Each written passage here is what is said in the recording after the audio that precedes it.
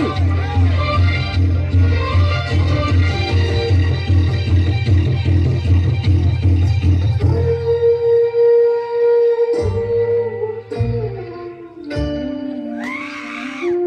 అమ్మా నీ కలలేనా కంటి పాపలైనవని,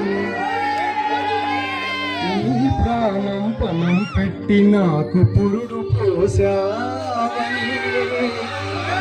నీ నెత్తుటి ముద్దైన అందమైన దేహమని, బిడ్డ బతుకు దీపానికి తల్లి పాలు చమురని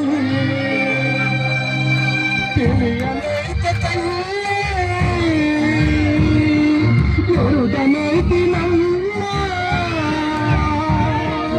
నరుగు దీపినే హేళన చేసి నుంచున్నాయని, కన్న పేగుముడిని తెంపి వేసిన కసాయని,